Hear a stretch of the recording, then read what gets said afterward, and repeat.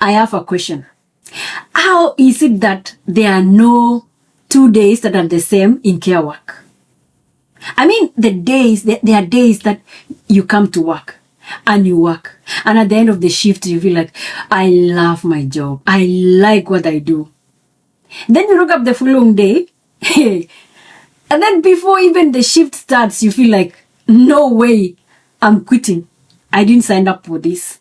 If this resonates with you, I want to know, please, in the comment section, how do you resolve such situations? My name is Caroline. My friends call me Chebo.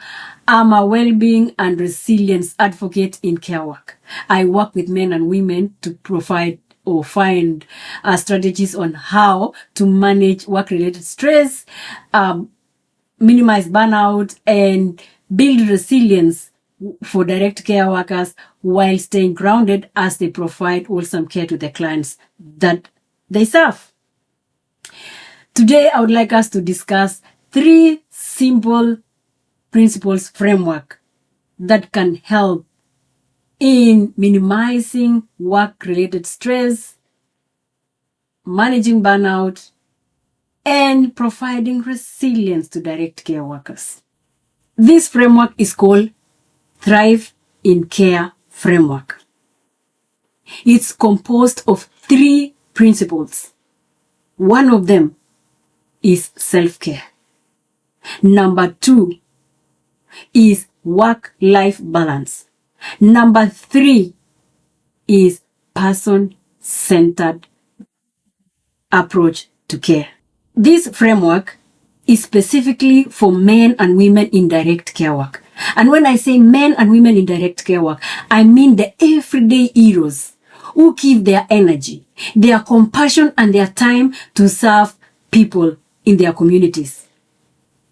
I mean the nurses, aged care workers, disability, those in social sector, the people, the everyday backbone of care.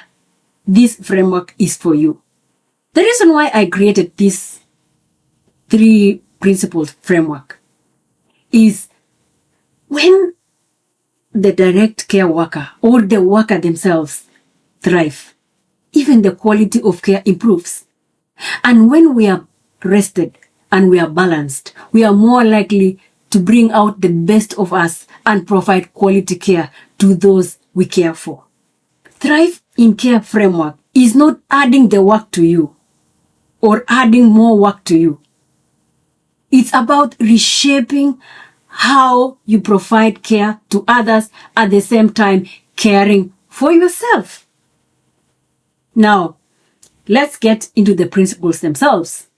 Number 1, prioritize care.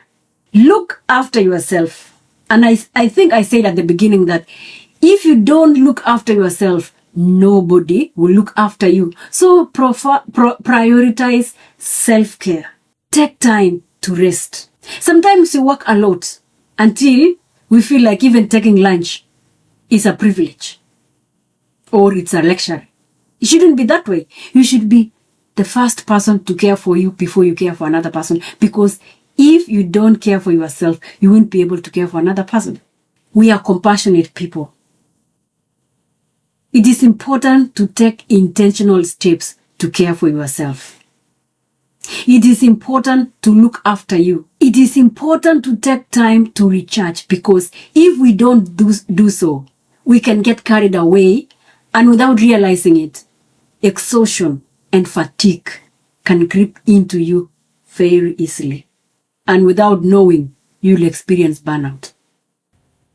Truth be told, you can't give anything that you don't have.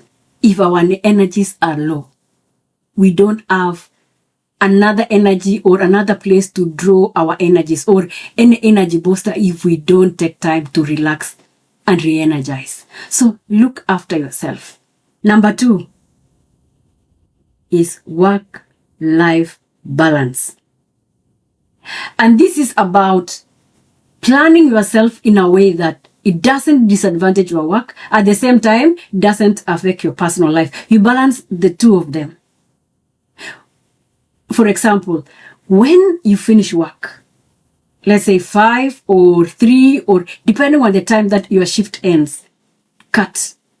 Unless you're working after hours, do not take work home. Because once you take work home, it will interfere with your personal life. You have entitlements at work. Take leave. If there are professions, there are people who have accrued days off that they take once a month. If you are full-time working, take advantage of that. At times when I'm at home after work, I forget to switch off my phone, my work phone, and then it rings. I don't touch. I've made a decision that, Chebo, if it is work time is work time. My personal life or my personal time is my personal time. So even if my phone rings, I'll call the client tomorrow, or the person who was calling me, I'll call them tomorrow.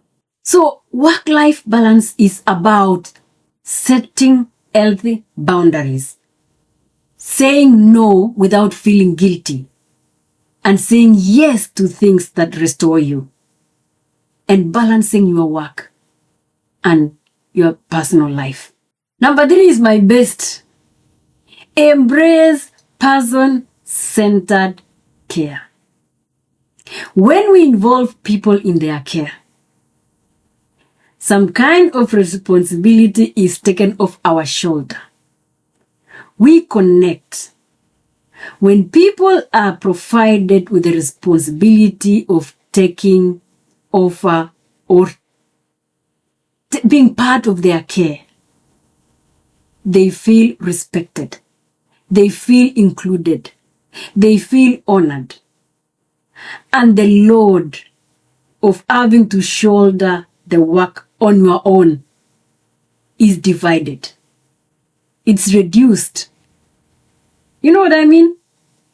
If you involve a client in their care work, they feel really appreciated regardless of a client's situation. If you are in disability or aged care, there is always somebody's care plan. Follow that care plan. Empower that person using that care plan. Because when we involve people in their care, something shifts. People come alive. Person-centered care reduces emotional stress and builds trust and connectivity. And remember, you are just delivering care and building connections with people. So provide them with person-centered care. Involve them in their care, and you will see something will shift in their lives. And also in you. Because the work, the responsibility will be divided. It will be reduced. So before I conclude this video, I would like us to remind ourselves of the 3 principles of thriving care. 1, look after yourself. Number 2, balance your work and your personal life. Number 3, provide person-centered care. So remember always that when we embody these 3 thrive in care principles, we not only survive in care, we thrive in care. Who doesn't want to thrive? I want to thrive in care. How about you? Like, subscribe, and leave a comment on the comment section on which part of care challenges you and what solutions do you normally use. Thank you so much for watching. See you again in another episode of Inspired Chebo.